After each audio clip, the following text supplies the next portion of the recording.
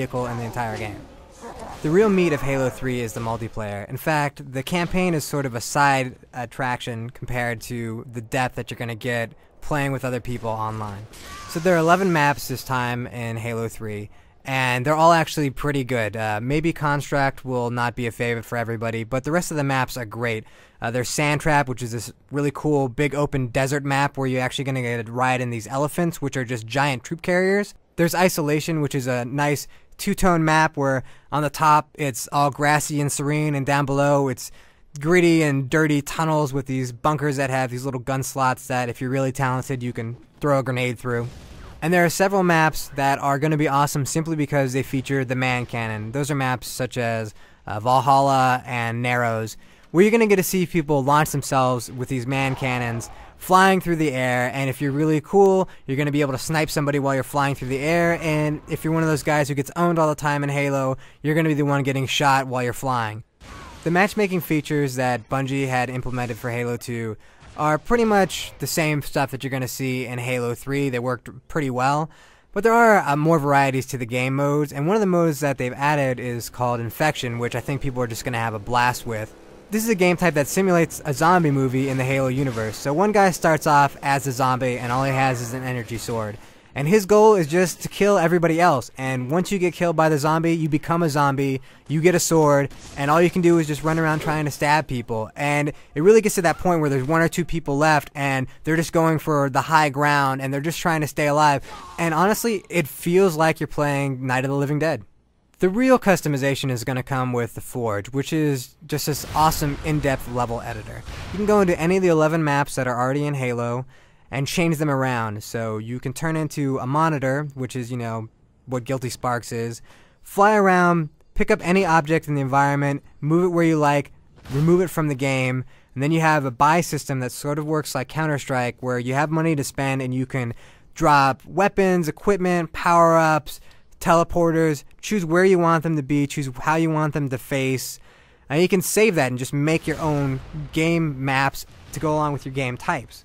At the same time though, you can actually have battles going on in the Forge so that you have people messing around with the Forge all the time, so that as one guy's shooting you, another guy turns into the monitor and he just drops a mongoose down so the guy can hop in it and get away quickly. Or if you're playing with your buddy, he can be like, hey, rocket launcher. You can just buy the rocket launcher, drop it in front of him, he picks it up, and you're fighting in tandem. And what's really amazing about the Forge and these new game types is that you don't have to be doing the standard shooter stuff where you just go around killing each other. We got into a game in Valhalla and decided, let's just play home run derby. So we got on these two mounds, dropped a few gravity hammers and a few rocket launchers, and just sat there and tried to hit home runs. And the timing's really hard, but man, when you hit a dinger out of the park in Valhalla, it's a pretty great feeling. On a more personal level, you can also customize the way that your character looks a lot more than you could in Halo 1 or Halo 2. The more multiplayer you play, the more stuff you're going to unlock, and you're going to be able to change the helmets on your characters, you're going to be able to change the way the armor looks on the left arm, the right arm, and of course you can go through and look at all the different colors that you want for your armor. You can create a whole bunch of different symbols that you can use, so you can make yourself look like a real individual out there. And it just gives a little bit more incentive to keep playing through the multiplayer. You might have noticed while watching this video review that we've been able to detach the camera from Master Chief's first-person view, swing it around, pause the game, look at these awesome explosions, and really show just the beauty of the special effects that are in Halo 3 and just the amount of detail in the environments. The thing is, you can do this too with the replay editor. The replay editor automatically saves anytime you play a game, whether you're playing campaign, co-op, multiplayer. It's going to save that as a temporary file, and these files are only a few megabytes big because it's just 3D game data that basically is being reproduced when you do the replay. And at any time you can stop the replay, go wherever you want to on the map, just kind of check stuff out, see what things are doing, and you actually still get the sound effects in the game, so you get a real appreciation for what it's like when you run through fire in this game or are near an explosion. You can hear the crackle on a vehicle as it's about to blow up. Then you can record your camera movements and actually create your own cinematic clips which you can upload for other people to view, and while they can watch what you've done, they can also just stop at any time and, you know, press the Y button, detach the camera, and go do what they like and see what they want to see. After listening to all the wonderful things that Halo 3 has to offer, you may be wondering why this game doesn't score a perfect 10. And unfortunately, I hate to break it to you, but the main reason why this game is not a perfect 10 is because of the campaign mode.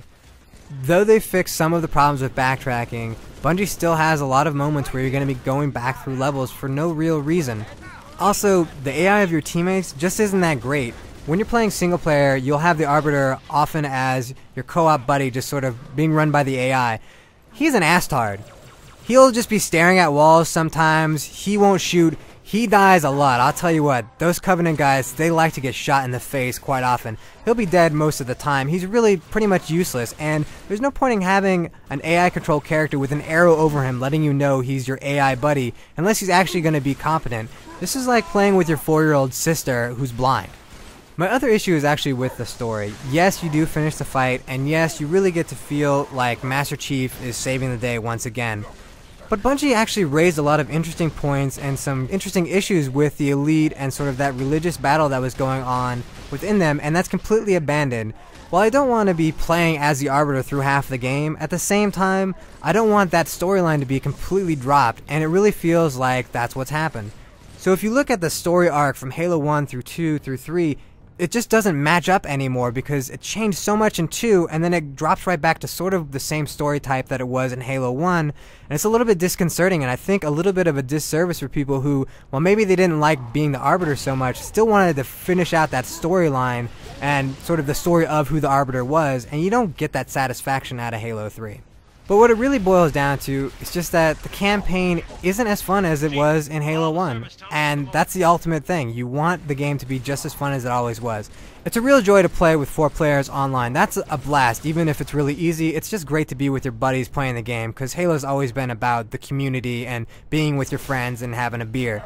But at the same time, I still want that challenge in single player and that satisfaction. I want every level to be great, and the second to last level in Halo 3 is terrible, and everybody who's played it that I know of has said, yeah, this level is bad, and I have a feeling even the people at Bungie know that they're going to get a lot of flack for that level, and that's not acceptable. When you only have 9 levels and one of them's not good, that's bad game design. And ultimately, that's one of the things that holds Halo back from being a perfect 10. Everything else is incredible. I mean, really, if you take out the campaign, this game is an 11 out of 10. The Forge is really fantastic. The replay editor is just incredible. You can literally just sit around watching replays all day long and never even bother playing the game anymore. And then you have this multiplayer, which is the best multiplayer on Xbox 360 and really the best multiplayer on any system out there. You know, we spent enough time talking about Halo 3. It's about time you just went out and finished the fight. Buy it now. If you own a 360, you should get Halo 3. And if you don't own a 360, buy a 360 and buy Halo 3.